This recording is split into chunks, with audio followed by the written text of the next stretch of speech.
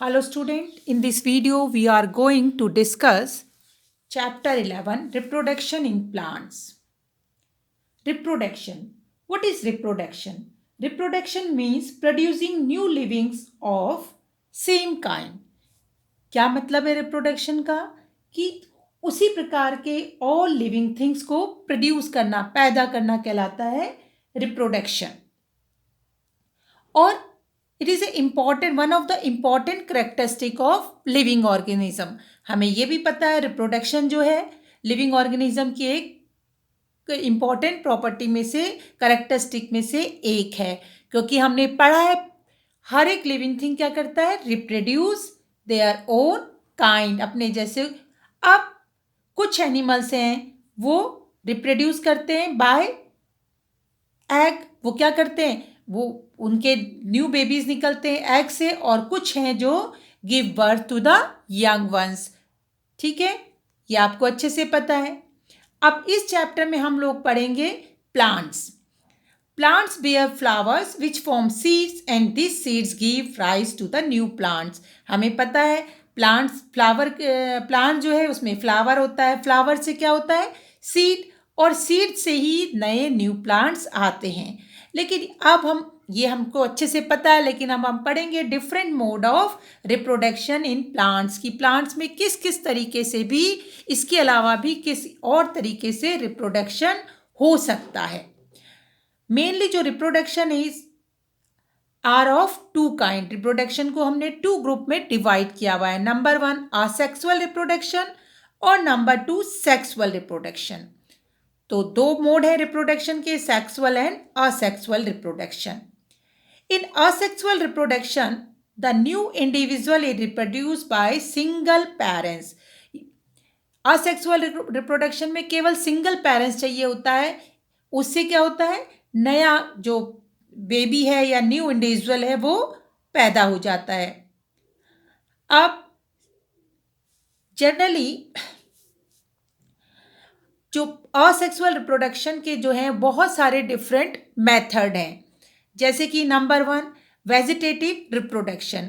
Vegetative मतलब हम plant reproduction की बात कर रहे हैं. तो वेजिटेटिव रिप्रोडक्शन मतलब प्लांट्स की किसी भी पार्ट से किसी दूसरे पार्ट से जो है क्या करना नया प्लांट्स को पैदा कर लेना. ठीक है, नया प्लांट्स उगा लेना. जैसा कि आपको पता है बहुत सारे प्लांट्स रहते हैं उनको हम स्टेम के द्वारा क्या कर लेते हैं नए प्लांट्स उनके उगा लेते हैं. जैसे कि मनी प्लांट है, मनी प्लांट की स्टेम तोड़ के आप कहीं भी लगा दीजिए नया प्लांट आ जाएगा. रूट है, ठीक है ना, वो रोज़ है उसकी भी हम स्टेम द्वारा क्या कर सकते हैं प्लांटेशन नया रिप्रोडक्शन उसका कर सकते हैं. तो इस टाइप का रिप्रोडक्शन जो है वो कहलाता है असेक्सुअल रिप्रोडक्शन. अब क्योंकि इसमें वेजिटेटिव पार्ट हम प्लांट्स का यूज़ कर रहे हैं तो ये कहलाता है उसमें भी वेजिटेटिव रिप्रोडक्शन. कुछ प्लांट्स को हम क्या करते हैं उनके रूट के द्वारा ट्रांसप्लांट कर देते हैं एक जगह से दूसरे. वो रूट से ही हम क्या कर देते हैं दूसरा प्लांट्स लगा लेते हैं. ठीक है, तो ये अब वेजिटेटिव रिप्रोडक्शन भी टू टाइप्स का होता है. नंबर 1 नेचुरल वेजिटेटिव, इसको रिप्रोडक्शन कह सकते हैं प्रोपोगेशन कह सकते हैं. और number 2 is artificial vegetative propagation. जैसे कि नाम से ही पता चल रहा है नेचुरल मतलब जो खुद ब खुद हो जाता है और आर्टिफिशियल मतलब जो मनुष्य द्वारा किया जाता है. ठीक है, तो अब अगर हम बात करें नेचुरल वेजिटेटिव प्रोपोगेशन की, आपने देखा होगा प्लांट्स बहुत सारे प्लांट्स हैं वो अपने आप से क्या होते रहते हैं बढ़ते रहते हैं मल्टीप्लाई होते रहते हैं. ठीक है, अब क्या तरीका है उनके मल्टीप्लाई होने का नेचुरल वेजिटेशन में by roots. Some plants propagate from roots. Example carrot, radish, sweet potato, dahlia, etc. In this plant, roots are swollen that are cut and planted. अब बहुत सारे प्लांट्स ऐसे हैं जिसमें क्या होती है रूट्स से ही वो क्या होते हैं मल्टीप्लाई होते रहते हैं. जैसे कि अगर हम बात करें कैरेट की, रेडिश की, डहेलिया की, इनकी रूट जो होती है वो मोटी हो जाती है और उसको हम काट के दूसरी जगह लगा देते हैं और उससे नया प्लांट्स उगाता है. तो इस तरीके का कहलाता है ये रूट से प्रोपगेशन है natural vegetative propagation by root. दूसरा होता है by stem. In some plant, new plants grow from modified stem, as in potato. Potato plants produce from tubular, yet they never grow from seed. अब अगर हम आलू की बात करें, आलू वैसे तो किस में होता है? सॉइल के अंदर होता है, but it is a stem. हम इसको क्या मानते हैं? स्टेम मानते हैं, क्योंकि इसमें क्या होता है? नोड्स और एंटी नोड्स होते हैं. मतलब इसमें हरे पार्ट्स जो होते हैं वो जर्मिनेट होते हैं. ठीक है, ट्यूब्स जिनको बोलते हैं. अब उन्हीं ट्यूब से आलू जो है वो बीज से नहीं होता. जो ट्यूब्स उसमें निकलती है, आपने कभी कभी देखा होगा आलू के ऊपर ग्रीन ग्रीन पार्ट निकल आते हैं, तो उन्हीं पार्ट्स को काट कर दूसरी जगह लगा दो, उससे नया आलू का पौधा हो जाता है.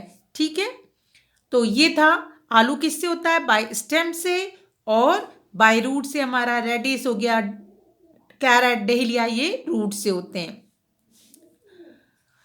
कुछ प्लांट जो हैं वो रिप्रोड्यूस करते हैं बाय लीफ से, जैसे कि ब्रायोफाइलम जो है, वोगन बेगोनिया है, वो क्या होते हैं? अपनी लीफ से ही मल्टीप्लाई हो जाते हैं. अपनी लीफ से ही वो क्या होते हैं? उनकी लीव्स में छोटी छोटी बर्ड्स होती हैं, और उसी बर्ड्स के थ्रू वो क्या हो जाते हैं? मल्टीप्लाई हो जाते हैं. मतलब 1 से 2 और 2 से 4 हो जाते हैं. ये तो तरीका था किसका? नेचुरल वेजिटेटिव प्रोपोगेशन का. अब आता है आर्टिफिशियल वेजिटेटिव प्रोपोगेशन. अब जैसे कि पता चला कि due to the advantage of vegetative production reproduction, several artificial method of production of plants by the vegetative propagation have been develop. अब जब पता चला कि भाई ऐसे वेजिटेटिव पार्ट से भी क्या हो सकता है? प्लांट्स को रिप्रोड्यूस किया जा सकता है, तो बहुत सारे मेथड डेवलप किए गए. तो नंबर फर्स्ट है cutting. In this method, a healthy branch of a plant having leaf bud in cut off the planted in moist soil under the favorable condition. The cutting develop root and leaves and grow into a new plant. Rose, bougainvillea and sugarcane are common example of plants grown by this method. अब cutting method में क्या करते हैं कि plants की एक branch जो healthy branch है उसको कट कर लेते हैं, और काट के उसको क्या करते हैं? प्लांट कर देते हैं, धरती पे बो देते हैं. और जब उसमें से क्या निकलती है? थोड़े दिन बाद जब उसको पानी, धूप वगैरह सब मिलता है, उसमें से रूट और लीव्स निकल आती है नई, और इस तरीके से एक नया पौधा तैयार हो जाता है. और ये किस किस का? ज़्यादातर आपने देखा होगा रोज़ का, आप सब लोगों ने देखा होगा. वोगनवेलिया, सुगर केन, उनको इस तरीके से ही क्या किया जाता है? आर्टिफिशियल मेथड द्वारा वेजिटेटिव प्रोपोगेशन कराया जाता है. ग्राफ्टिंग.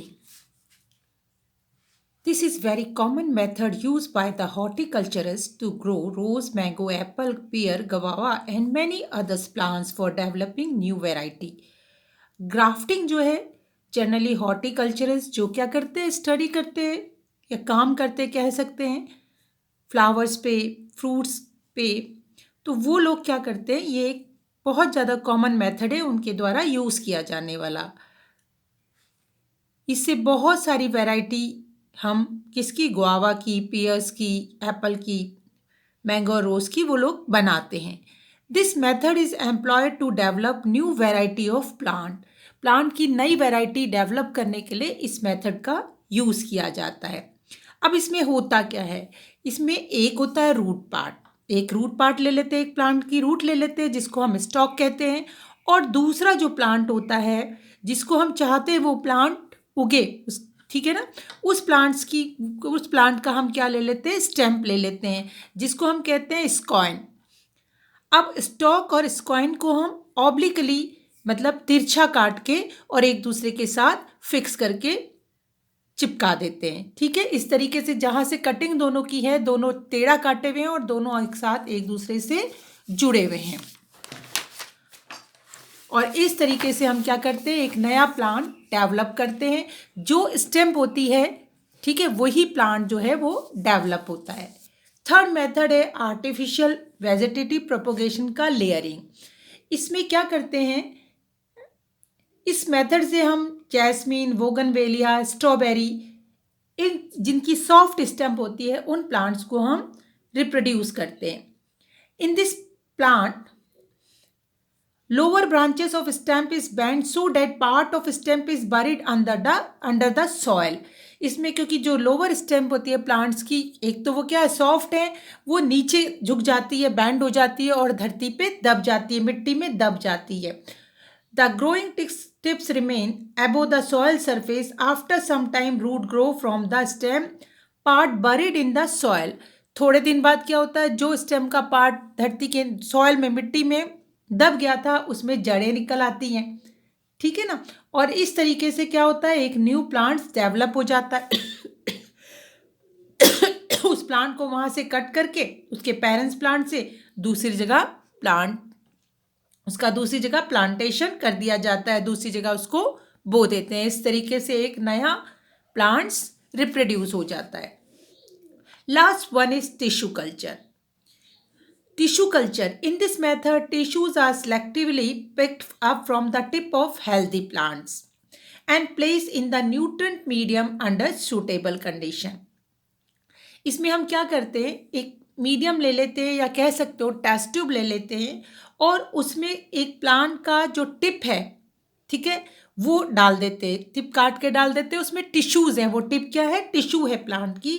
और कैसे प्लांट की, जो अपने आप में हेल्दी हो, उसकी वहाँ से टिप काट के, जिसको हम टिश्यूज़ कहते हैं, वो एक मीडियम में, एक टेस्ट ट्यूब में हम डाल देते हैं और वहाँ पर कुछ न्यूट्रिएंट डाल देते हैं। वो न्यूट्रिएंट जो प्लांट्स की ग्रोथ के लिए चाहिए होते हैं, वो न्यूट्रिएंट उसमें डाल देते हैं और उसको कॉटन से प्लग करके थोड़े दिन के लिए रख देते हैं, ठीक है।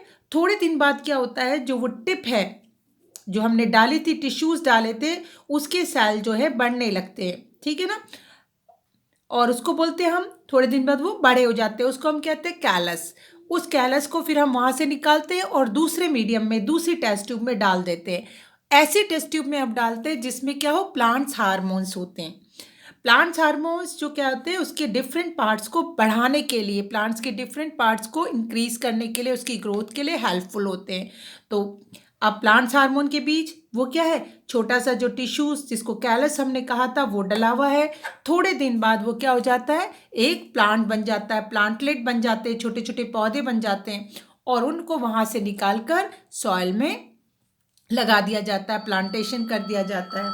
और इस तरीके से क्या होता है, टिश्यू कल्चर डेवलप होता है। इससे एक तो हेल्दी प्लांट्स निकलता है